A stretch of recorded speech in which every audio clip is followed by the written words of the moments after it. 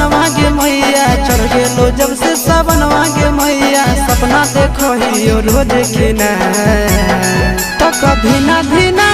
मनबो नहीं जलवा चढ़ैले बिना तो कभी ना धीना मनबो नहीं जलवा चढ़ैले बिना चढ़ गेलो जब से सावनवा गे मैया चढ़ गेलो जब से सावनवा गे मैया सपना देखो ही रोज खिना तो कभी ना धीना मनबो नहीं जलवा चढ़ैले बिना तो कभी ना धीना मनबो नहीं जलवा चढ़ैले बिना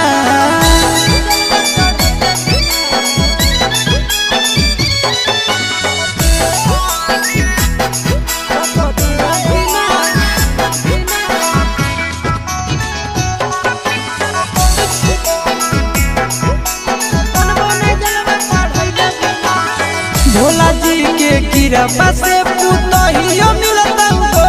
गे खानमो बनई तो मैया गोड़ो दबई तो गे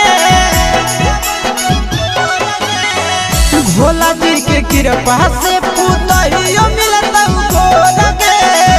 खानमो बनई तो मैया गोड़ो दबई तो गे बैठ के डोलई तो बेना गे मैया बैठ के डोलई तो बेना गे मैया आबे नहीं देतो तोरा पसीना तो कभी ना धीना मनबो नहीं जलवा चढ़ैले बिना तो कभी ना धीना मनबो नहीं जलवा चढ़ैले बिना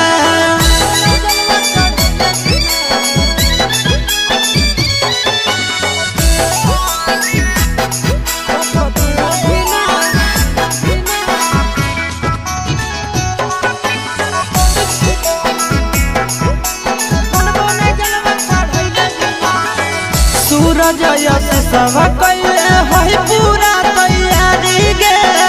कर लेबै भूख नंदन भैया के सफारी गे सूरज यश सब कैले है पूरा तैयारी गे कर लेबै भूख नंदन भैया के सफारी गे दे दे तो जल्दी बनाई के मैया दे दे तो जल्दी बनाई के मैया खाई खातिर रहिया में खाना पीना तो कभी ना धीना मनबो नहीं जलवा चढ़ैले बिना तो कभी ना धीना मनबो नहीं जलवा चढ़ैले